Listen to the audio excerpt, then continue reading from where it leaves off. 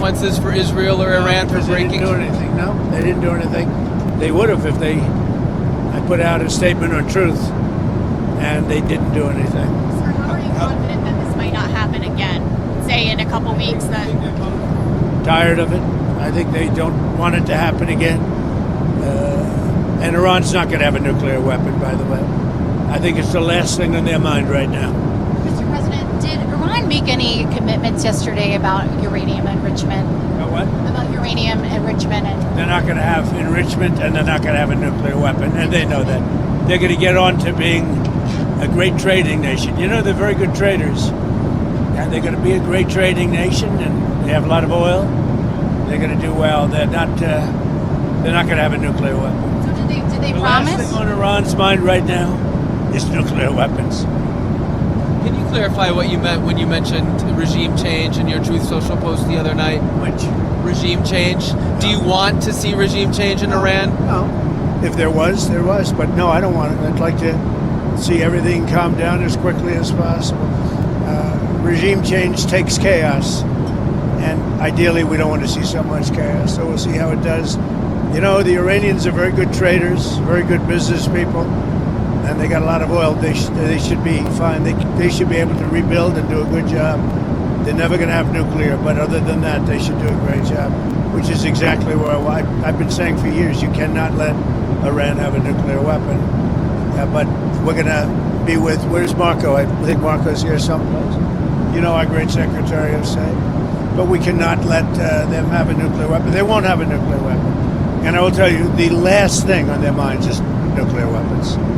They don't even want to think about nuclear. And our B-2 pilots made this all possible. They had a magnificent hit in the dark of night with no moon, no light, no nothing. They hit the target perfectly, wiped it out. And the press is very disrespectful. I saw CNN fake news going, well, maybe it wasn't a perfect hit, it was perfect. They said maybe it did destroy it. We agree, it did destroy it, but maybe it could have destroyed it more. No, it couldn't have destroyed it more. Everyone hit. And it's very disrespectful to those great geniuses and patriots that flew those planes through tremendous danger. So CNN and MSDNC are a disgrace.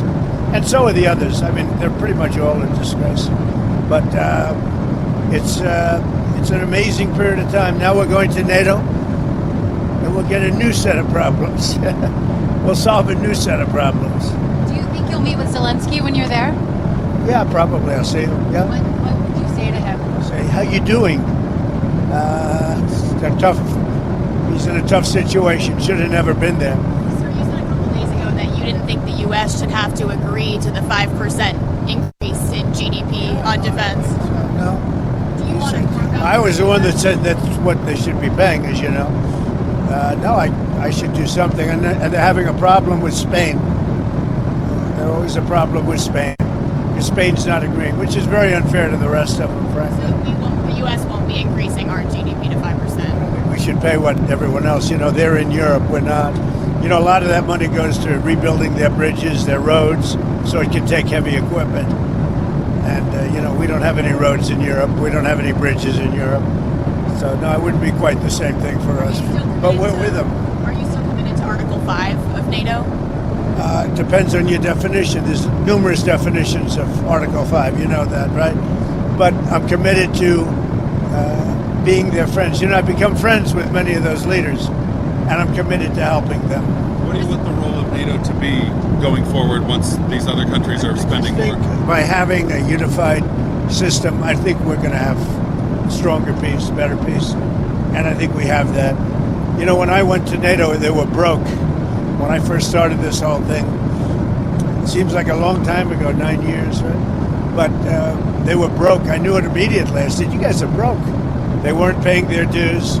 7 of the 28 countries, at the time it was 28, were paying their dues, but they weren't paying very much. NATO was broke. Then I said, you're going to have to pay, and we did a whole thing, and now they're paying a lot. Then I said, you're going to have to lift it to 4% or 5%, and 5% is better. And they just, I guess they're voting on that today, but they're going to be lifting it to 5%. That's good. It gives them much more power. Mr. President, if there's language in the final summit declaration about aggression by Russia. Would you be okay with that kind of language? Well, I'll have to take a look at it, but I'd like to see a deal with Russia. As you know, Vladimir called me up. He said, "Can I help you with Iran?" I said, "No, I don't need help with Iran. I need help with you." And I hope we're going to be getting a deal done with Russia. It's a shame. 6,000 soldiers died last week. More, 6,500 soldiers died last week. Russia, Ukraine, a war that never would have happened if I was president. So enjoy your flight. Let me ask you one more follow-up.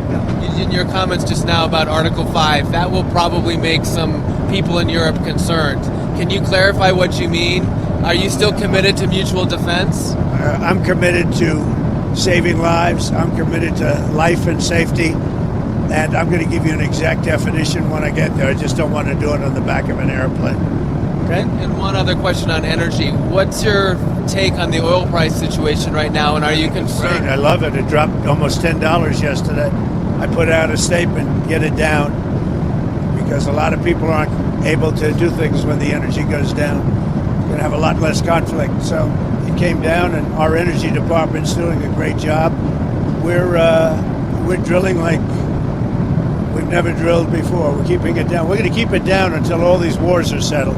Thank you very much, everybody. I'll see you. Iranian sleeper cells in the United States. Biden let a lot of supercells, and Biden was an incompetent president, had no idea what he was doing. He hardly ever signed a document. Other people signed documents for him with the auto pen. It was gross incompetence.